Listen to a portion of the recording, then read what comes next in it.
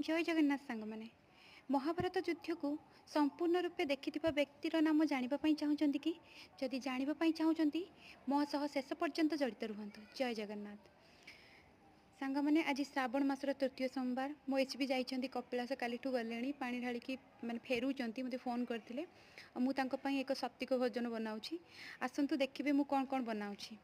हाँ, महाभारत युद्धटी 18 दिन धरी चली कौरव और पांडव मान मध्य एथिरे पांडव मानक साहाय्य करुले बलरामकर नारायणी सेना आ श्रीकृष्ण अर्जुन रथरे सारथी साजिते। यही युद्ध मध्य जड़े महान पराक्रमशाली बलवान योद्धा थिले। से खूब शक्तिवान थिले। से हेले भीम आ हिडिंबांकर एकमात्र पुत्र घटोत्कचर पुत्र माने सीधा सड़क कहवाक गले भीमंकर नाती बार्बरिक।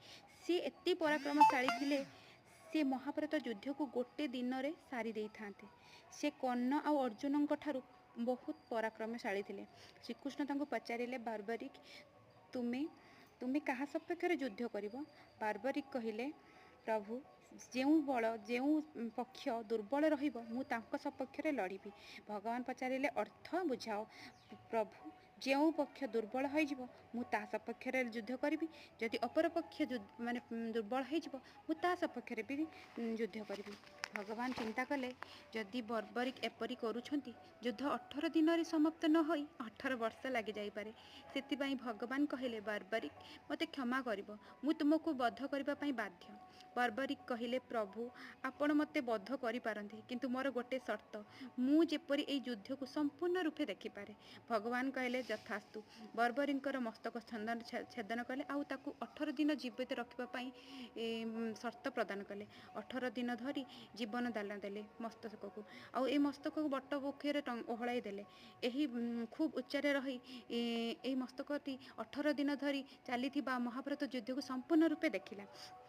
कौरवंकर पराजय है और पांडव जययुक्त हेले। पांडव माने निज युद्ध रे निजर पराक्रम विषय बखाणिले।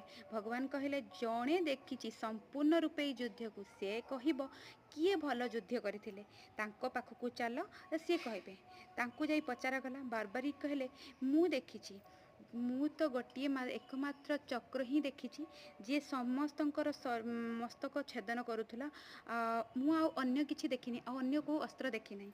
एठू आमे बुझिले जे करी कराउ थाउ तुही तबिनु अन्य गति नहीं।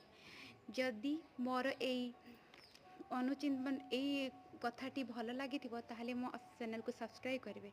ए कथा मध्य मो स्वामी आसीगले और तांको छुआ मानकु धरी खुशी होउचंती। मो पुआ देखुची मो झियो देखुची। जय जगन्नाथ।